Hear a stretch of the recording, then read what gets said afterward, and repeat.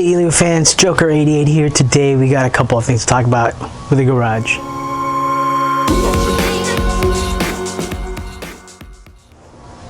So here we are at my garage, and did you know I love cars? I have a 3-car garage. I have this 2-car right here, and then I have a 1-car garage. Now I have a few cars that's on order, one of them being this Model 3, but it's not slated to come out for another couple of years or so. If my single garage, I was thinking of doing, I have a big enough drive space that I could fit all these cars in. What I'm thinking of doing for my second garage is getting a lift. So if I put a lift here, I can have 2 cars that's stacked, right? Put the one that I drive the least here, as you can see. I think my ceiling is high enough to be able to fit that, and of course the SUV will be here, and I think I'm slated to have 2 cars come in, the Tesla for sure, and the Elio for sure, because that is going to market, and another exotic. So I put in an order for another exotic car. So maybe I can stack those 2 guys on top of each other. So, and I think this garage, the single garage, I think it's pretty low compared to the other one. I haven't measured it yet, but if I could fit 2 in here, then that would be great. I would just keep them both here. So, okay, so let's go back into the house here and let's see what they're saying about Elio. We're back on the Elio website, and let's check out our number count here of reservations. We have 55,292. I want to go back to a couple of our other videos and see where we were at then. But now we're at 55,292, which is really cool. And don't forget to buy their stocks too. So basically this week, we're kind of just getting over the fact that the E1A has been released, right? And from my last video, had the whole Unveil thing going on. And I promised Kenway I wouldn't bring my coffee up, and I forgot. So, hey, thank you all for coming out. We really appreciate the support. You know, this is a supplier-based project, and I think the attendance here shows that. We have some special visitors today. U.S. Congresswoman Dingell is here, if you can stand up.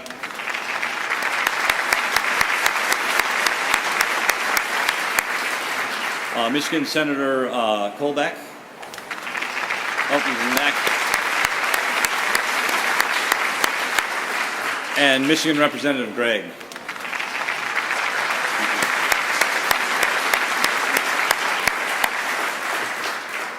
And then we have Board of Director members Stu Lichter and Ken Way. Right, stand up.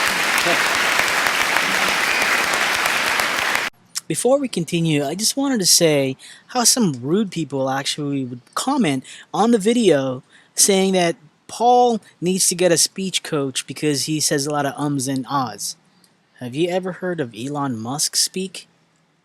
Who cares, right? Jesus, everybody's just like, oh, you know, you need to learn how to speak. Forget that, man. These haters.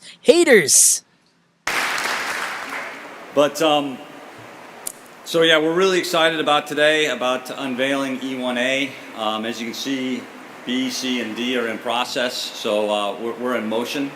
And I wanted to title this event as an event brought to you by Reggae Plus.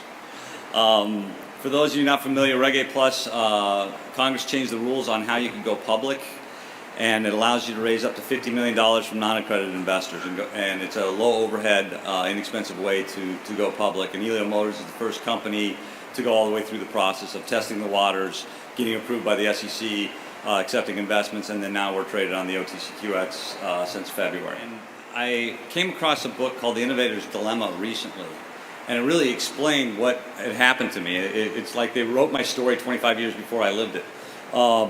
And they focused on the disk drive industry, and then they extrapolated to other industries, it seems to hold true.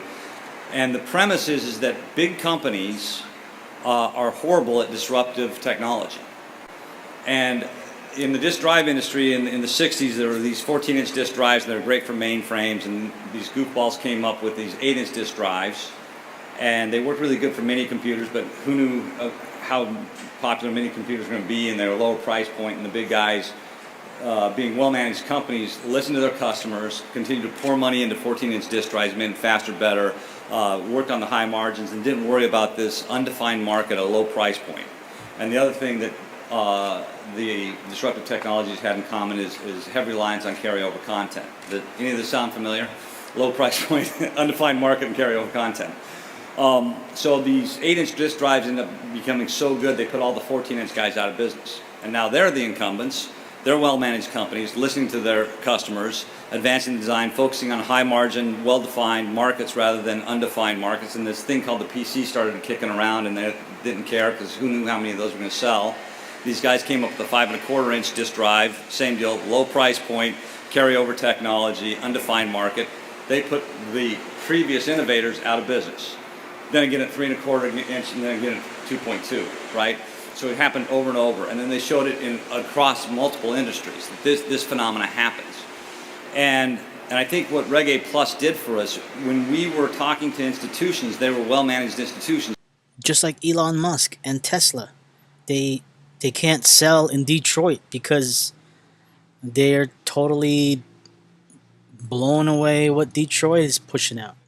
So the investment wasn't inside a company like the Innovator's Dilemma describes, but it was the same phenomena. We had an undefined market with carryover technology at a low price point, and well-managed funds were looking for high-margin businesses and well-defined markets, and there was a disconnect. But the public got it, right? And so when we were able to break that log jam, it brought you E1A, really. And now that we're public, it's a whole different world.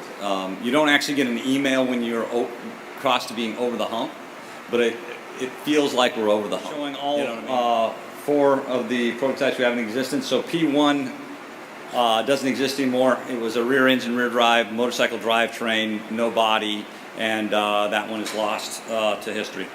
But P2 was the first front engine, front drive vehicle. If you poke your head in there, it's very crude. The gauge cluster is painted on. So we moved a little bit beyond that, but it was a good proof of concept. You got a sense of what this could be, P3 was much better. It started really taking shape, and then P4 was, again, a big leap. And then the biggest leap, I think, was P5, which we released last November. And what differentiated it from its predecessors primarily is it's the first Elio with an Elio drivetrain. And each of the E series vehicles is going to go to a supplier to finish their engineering and validation, and this one's going to Continental, so they're going to come up and pull the sheet for us. Go ahead.